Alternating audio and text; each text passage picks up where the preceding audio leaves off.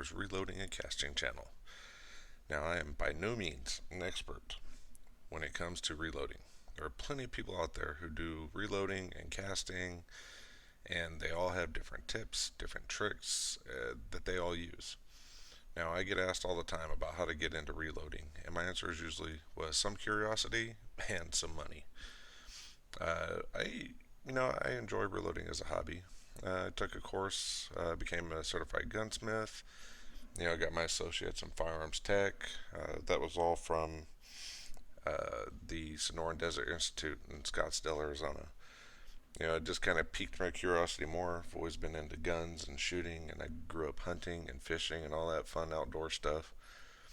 And I figured, both of those will go nice. I have a bachelor's in criminal justice, and I planned on becoming a sheriff when I retired from the Army. Now, getting into reloading, I always tell people to start with reading some books first. I started with two: the Lyman 50th edition Reloading Handbook, and also Modern Reloading 2nd edition by Richard Lee. It is important to understand everything you are about to get into, because doing this and other things with reloading wrong can get someone seriously hurt or killed. Do not reload ammunition ever without a reloading manual. This will turn out to be your cookbook. It's full of recipes for various and a lot of different calibers. Now, after reading into reloading, you have to then start buying your equipment. There are different brands and different types of items you can buy, but we will focus on the basics to get started with. First, you have to have something to clean the cases with. I personally use a Frankfurt Arsenal vibrating tumbler with crushed walnut shells, and in those crushed walnut shells is some new finished 2001 car wax. This is what I use to clean my cases. When I go to the range, I try to pick up other people's brass that they leave behind. I go to a range, it costs like $5 a person. There's no one there managing it. It's self-managed. And they're supposed to pick up after themselves, but they don't always do that. So I help out and I clean up and I bring them back. So once I come back, then I start cycling them through my tumbler until I have them all done. Right now my tumbler has some powder coat in it from casting bullets. I powder coat them using my tumbler and then bake on the powder coat, but that's later videos. I put a few handfuls of brass in, leave them for about 30 minutes to an hour for each cycle, and then eventually all of my brass cases are done, and I sort them and put them in containers until I'm ready to reload them. Next thing you have to look at is a press. I use a Lee Classic turret press, but there's also single stage presses, progressive presses, and depending on your budget and what you're comfortable with, then you may decide something different. I use my press to press a brass case against a decapping pin in order to push out the old primer, press a case into a resizing die that jams the brass back into its original dimensions, press a new primer into the empty primer pocket, press the casing against an expanding die that opens the mouth just a little so a new projectile can be inserted. For me, this is also where I insert the powder. Using a press, you can also press the bullet down into the casing and crimp the casing around the bullet to remove the bell from the expansion step. You also have to have a set of reloading dice for each caliber that you want to reload.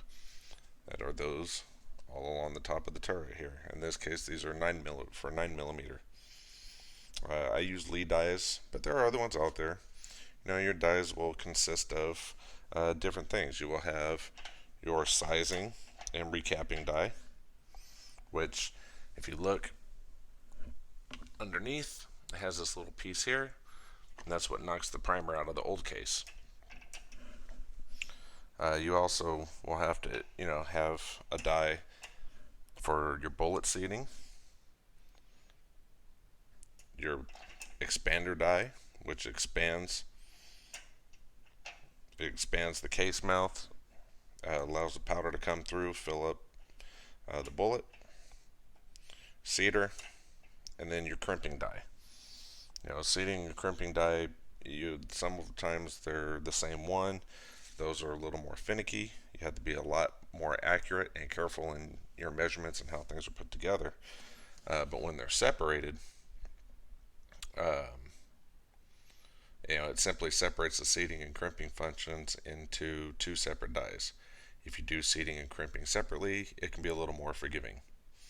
Now, you need some way to get the powder into the jacket. In this case, I use a Lee auto drum powder measure, and it's mounted to the top of my expanding die. When the case goes up, it presses the arm and the powder then drops into the case. Before I start any caliber, I use a case to push up into the expander, and then I use my digital scale to measure the powder to ensure it is loading the correct amount of grains for the caliber I am, trying to reload. I started with the beam scale and then moved on to a digital scale, which is much more accurate.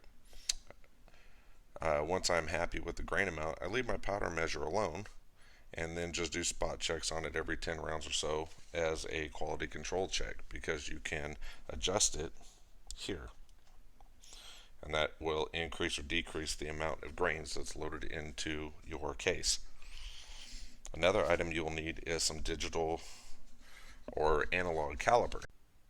I went with the Hornady digital set of calipers. It's important that you measure the length of your reloaded bullets to ensure they match the overall length contained in your reloading data that's in your reloading manual. It is critical to make sure that your bullets are seated enough to feed reliably, but not so much that you reduce interior case volume and risk dangerous overpressure. You also need case tools such as a case trimmer, which I have with the little hand tool. That's for a 45, which this makes sure that your brass is resized after it's been fired and it's at the correct factory length. You have a chamfer and deburring tool, which I have there. There are different types of these, but this removes the rough edges inside and outside of the case mouth. Then you have case lube, which in this case I use Lee's resizing lubricant. But for rifle cartridges, you have to lube the case before you start resizing it. Otherwise, you're going to wind up with a case stuck inside your dies, and then you got to pull apart your decapping die and get the case out, and usually wind up ruining a piece of brass. Some other equipment you can have on hand, are some reloadable reloading trays, which I keep some on hand from Frankfurt Arsenal. These aren't super fancy; they're different sized, but these allow you to place bullets in something while you're working on different steps. Like I said, I have these, but with the turret press, I rarely use them. These are very helpful for those reloaders who do use a single stage press. It's because you can put them in there and work on everything, one stage at a time, and then have them all sitting there ready to go.